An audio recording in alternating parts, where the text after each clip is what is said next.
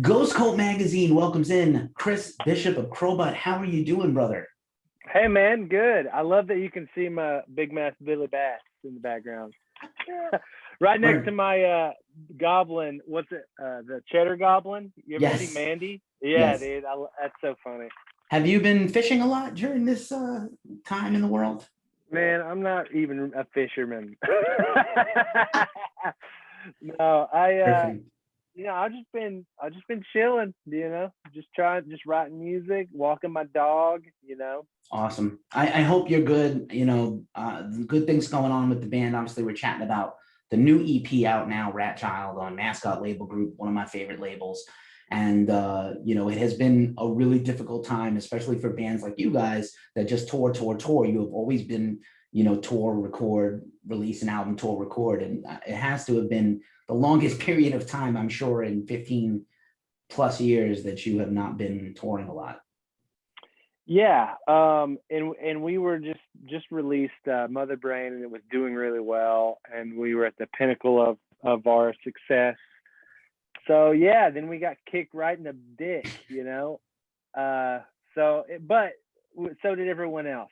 So I can't sit here and complain. It is what it is. It just it sucked, but you know what? Like we're getting ready to come back out touring, and we're gonna have one of the craziest, stupidest live shows that anyone has ever seen. The shit that I'm building for our stage show is gonna be awesome.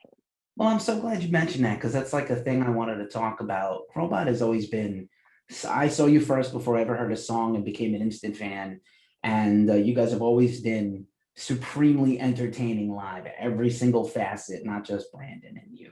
So I'm thrilled to hear that you guys are building some kind of epic thing because I'm down for it. Yeah, I think as a band, as you get bigger, right, your production has to also get bigger. And a lot of bands go a certain way where it's like, I'm just gonna get a standard light show and do like the run of the mill stuff. And we want to take it back to the way like Iron Maiden did it. The way Ronnie James Dio did it. To where like we're gonna have shit that's handmade out of foam that is huge, and it's like a stage set that breathes fog, and like you know it's gonna be a mix of like Dio and Spinal Tap. It's definitely like tongue in cheek, fun, but like we're gonna create moments throughout our set that is may not be like big fancy LED screens, but will be, you know, you go see Guar and you're like, that's awesome as shit. It's gonna be our version of that. Amazing. I mean, Dio and mixed with Spinal Tap could almost be the description of this band a little bit, just not just Yeah, the no, music, but in real life.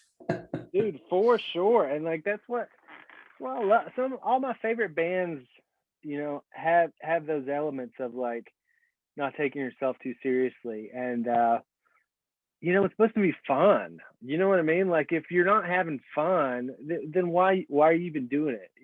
So we really like hold that near and dear to our hearts. Like if it's not fun, we're not going to want to tour into our 40s. You know what I mean? We're going to want to like not do it. So we're always searching for that, especially live, to like keep it fresh and have a good time. And people, and that's what translates. I think people can tell. They can tell. And just like you said, I think coming through this period of time in the world, we're not just the shows and festivals, which I'm super stoked on and so thrilled to see this incredible enthusiasm, not just from bookers and promoters, but fans are buying up these tickets like crazy. But we're going to be just to go hug our friends, just to go raise a glass, just to go throw the horns, just to go headbang and rock the fuck out, man. We are going to be over the fucking moon as a populace. Like, there's going to be no time for sadness. Yeah. So tonight in Austin, Steel Panthers playing, and so I'm gonna go see Styx, and I'm bringing some friends and my wife, and it's gonna be so much fun. Like when we toured with Steel Panther, like they were the one band every night you had to watch because it was hilarious and they were awesome. And Sagil was like ripping and you know Michael Starr sounds like David Lee Roth. You know, it's just insane, that guy's voice. Word. Just on a serious note, Steel Panther did one of my favorite things of this entire. If you have to have a favorite thing in a horrible time in the world, charity is an incredible thing. And what they did was they did this promotion where they picked a handful of concert photographers they love and helped promote them to sell limited edition Steel Panther prints and stuff. And I thought that was just fantastic. They picked one of our guys, Evil Rob, and Oh I yeah, I was know just Evil Rob. yeah, Awesome. of course, everybody knows Evil Rob's the shit. Everybody knows that dude. Love that dude. But yeah, he's one of our guys, and they picked him for that really cool thing with an incredible, like the cream of the crop of concert photography. So, like I said, it's not just bands that are hurting, bars, clubs, any place that supports live music. And Austin, man, you know, I'm dying to hear your take on it before we unpack Rat Child a little bit. You know, Austin is one of the most important music cities in the world. So, like, what's your take? Has there been places that closed down? Is everything kind of coming back open? What's going on down in Texas? There were a lot of places that didn't survive it. Our tour manager Anthony, he runs Come and Take It Live. They had a rough time staying open, but they're open and shows are starting to happen again. The one thing about Austin that a lot of cities don't have is they have this thing called HAM, which is Health Alliance for Austin Musicians. So throughout the pandemic, they helped me out. Like they helped all the musicians that I know out in the area. They gave us grant money, and they support just professional Austin musicians with like healthcare, dental, hearing. You know, if you need in-ear molds, they help you with that. So yeah, I mean, it's the best city I've ever lived in to be a musician. Not just because the venues and the place, but they really support, musicians here. Awesome, man. Well, I'm you know I'm hopeful that in the wake of all this and the places that have closed in Austin and Brooklyn and Portland and San Francisco and LA and Chicago and everywhere else, new places sprout up. There's new promoters who get inspired to book. Maybe bands will take the onus on themselves, and some of them will start booking stuff more than ever. I'm just encouraged at the enthusiasm. You know, it's been so dark for so long, and now we're coming through. And yeah, I mean, like Rat Child is like the music, the clarion calls, like it's the trumpets, the angels trumpets, man. It's like rocking. It's so Yeah. raging and fun. It's such, and you guys always bring the fun, but it is truly a fun EP, not just the guests, but the whole thing. Yeah, you know, that one is this record was something where we just like we wanted to make with our friends and people that we looked up to and loved and respected, and we wrote some really cool songs with them, and we were just happy to be able to put them out there. You know, each song's got a vibe. You know, like Everyone Dies, Queen, Rat Child, Aerosmith, Mountain, Dio, probably. Kiss It Goodbye, you know, that one's just like that's our Howard song. You know, it's like our heavy modern rock, you know, stereotypical Crobot, but yeah, just big riff style song. Right on. Did you write those songs with the guests in mind, or were the songs kind of done first and then you invited people?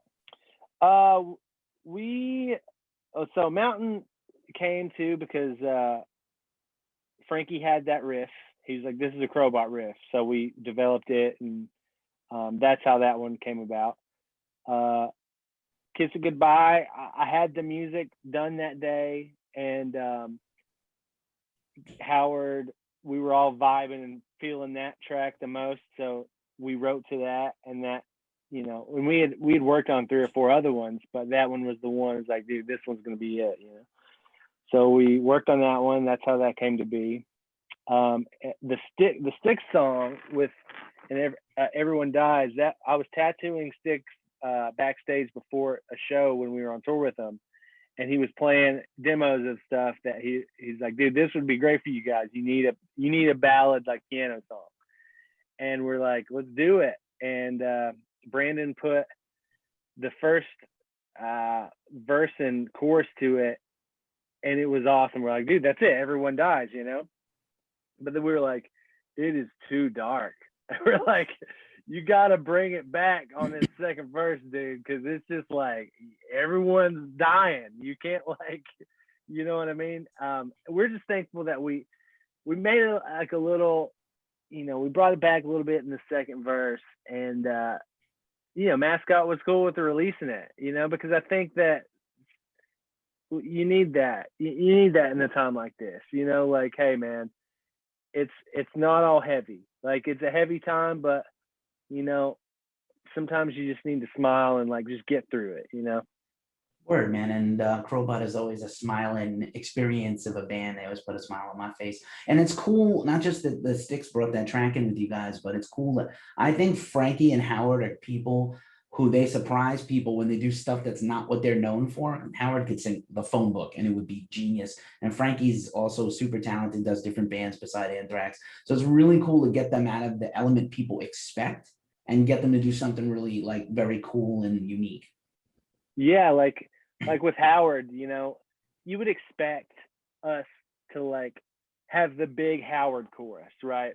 Like you would expect that big, and some of the songs that we wrote with him were that, but like we were all just vibing this one more for Crobot. It's like more of a Crobot like vibe, big riffs.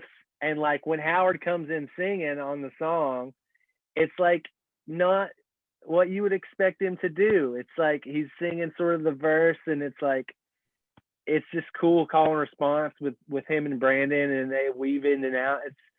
It's awesome. I was super happy with how that one came out. And it's like a weird song, like the bridge like jumps up like 10 BPMs or something, and like Dan gets to go nuts on it. So it's fun. When it drops back down, it just hits super hard. Cool.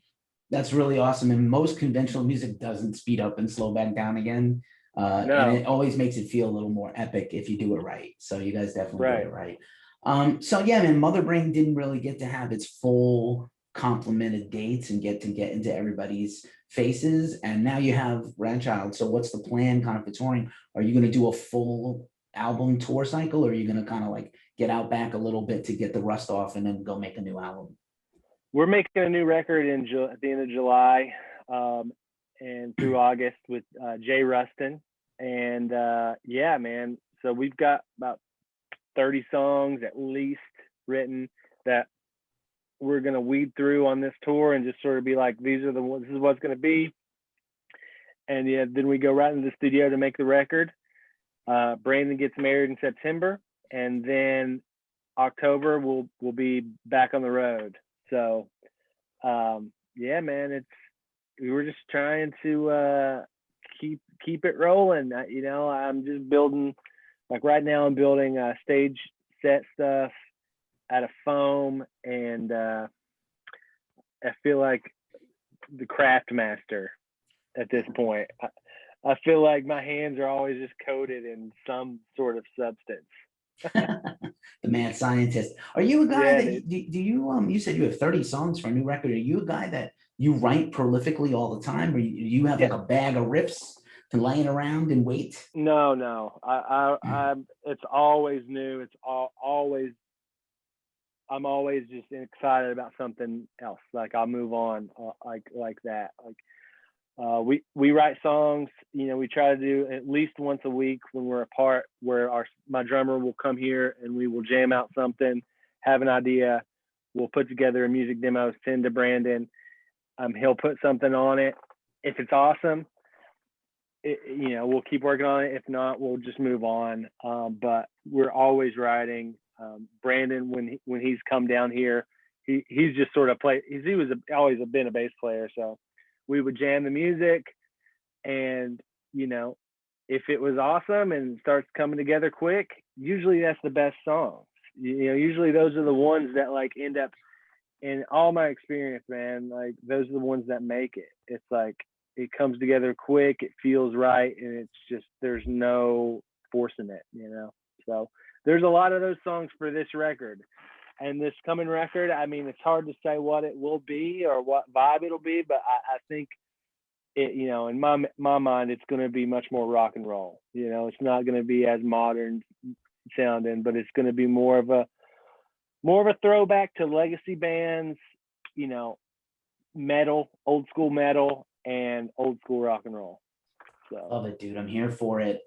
If Rat Child is any indicator, the riffs are heavy and very yeah, thick and catchy. And I'm just here for whatever you guys do next, man. I'm so pleased you guys are still killing it and doing your thing and persevering. Because, right, you know, no disrespect to anybody who took time off in the last couple of years because of everything, but like you guys have been working the whole way through, and I really appreciate it as a fan and also on the press side. yeah, thanks, man. It's just when we're not doing it, I feel like me and Brandon especially, like we get depressed. You know, like it's one of those things where you're like, man, how come I don't feel right? You know, it's because you're not creating, you're not making, and you're not doing what makes us happy. And so we're just so excited just to be able to like do it again. You No know, worries, man. That's awesome. I love to end these with a wild card question. I'm sure we'll catch up again soon when you guys have new stuff to promote, like that tour or the album. I hope to see you in person soon, in a sweaty club safely. And but I love to end these with a wild card. So really quick, if you could go back in time or bring someone back from the great beyond and see one artist no longer alive perform one time, one night, who would you choose? Jimi Hendrix, 100%. Hell That yeah. that easy. I mean, like, yeah, as cliche as you know, he is to be a favorite guitar player. He's, you know, since I was a child, you know, he was one of the funkiest, most innovative, just attitudey guitar players that everyone tries to emulate now. But he was the first one to do it. You know, me as well. Like, you know, if ever I'm in a rut, I'll listen to some Hendrix leads and just learn them. You know, and yeah, to this day, 35 years old and still inspired by his playing.